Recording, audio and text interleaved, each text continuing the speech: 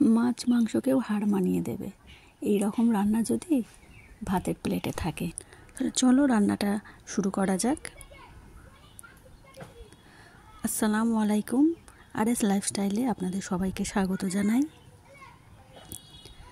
আজকে আমি রান্না করব সোয়াবিন রান্না করব। তো সোয়াবিনটাকে আমি একটু অন্যরকমভাবে রান্না করব, আমি যেভাবে রান্না করি। তো প্রথমে সোয়াবিনটাকে আমি একটু গরম পানিতে ফুটিয়ে নিয়েছি, তারপর ঠান্ডা পানিতে দিয়ে ভালো করে চিপে আমি একটা বাটিতে নিয়ে নিচ্ছি। তারপর এর মধ্যে আমি সব মশলাগুলো মাখিয়ে নেব।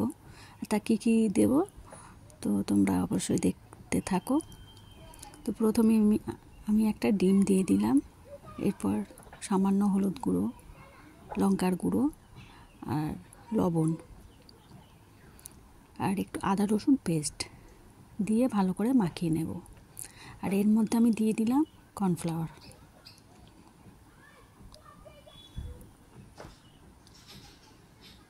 তো ভালো করে আমি মাখিয়ে নিয়েছি।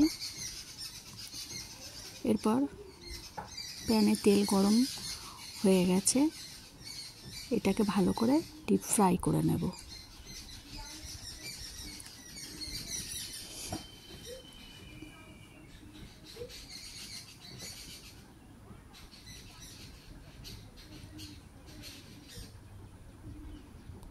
তো ওদিকে আমার সয়াবিনটা ফ্রাই হতে থাক, আর এদিকে আমি তো একটা পেঁয়াজ নিয়েছি, আর পেঁয়াজটাকে আমি চৌকো করে কেটে নেব।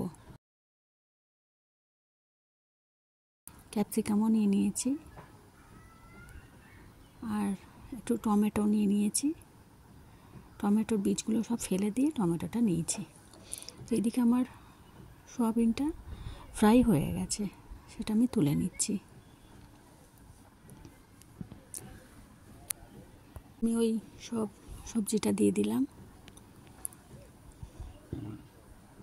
পেঁয়াজ আছে, ক্যাপসিকাম আছে, টমেটো আছে, দিয়ে একটু আদা রসুন পেস্ট আমি এতেও দিলাম।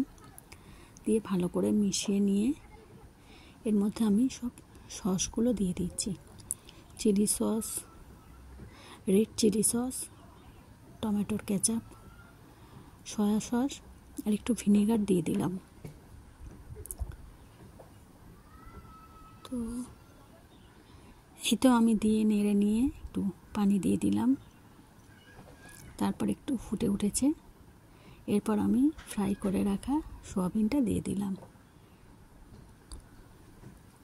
তো এই যে এই রান্না বেশি দেরিও লাগে না, তাড়াতাড়ি হয়ে যায়, অথচ খুব টেস্টিও হয়। তারপরে আমি কর্নফ্লাওয়ার পানিতে গুলে সেই পানিটা দিয়ে দিলাম। তো ভালো করে এদিকে আমি মিশিয়ে নিয়েছি। এরপর আমি